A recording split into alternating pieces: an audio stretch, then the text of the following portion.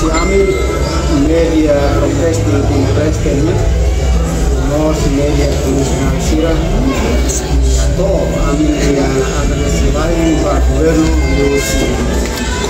Ministério Juventude, Esporte, Cultura, Secretaria de Comunicação Social, realiza evento,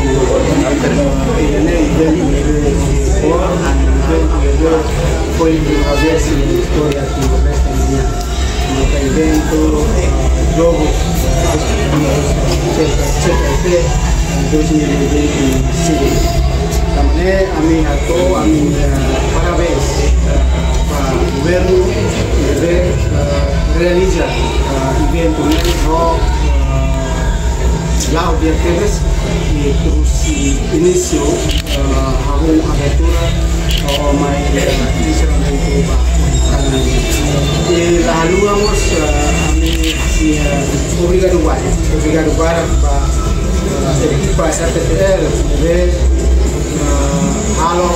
transmissão direita de auto para media protesti Timor-Leste dengan live streaming halo transmissão jogo sidane dari Timor-Leste na família musi itania esforço toma cooperação dia o ambiente de amizade teve ambiente de dia sólido teve ver sua equipa, ver paz ao serviço político,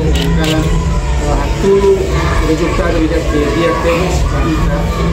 nessa experiência dia para a gente continua na parte do mundo para interesse estado, interesse público e dentro Irã o ocidente pode ir ao ocidente como de baita, mas antes temos evento pode ir se visitar um papaninha e daí a experiência boa de uma ita que kita boa e para a audiência Sira do povo durante a acompanha jogos esportivos de CPT durante a semana aqui de Recife kata usi minha apoio usi minha contribuição usi minha confiança para a mídia orquestra da mídia convencional mídia timor-leste kita lori Timor-Leste lori Timor-Leste do mundo e usi minha confiança nele kita sila bom barai kita usi minha confiança kami se continua a minha esforço toma e atingir tabela futuro da audiência também usi equipa media Timor-Leste toma a todo galera a minha agradece obrigado vai para o governo nós para a equipa toma vai ser como se leu nós para nação CPT se vai participar no evento durante a semana e agradece em cada jogo se ele realiza e evento de que vote e nós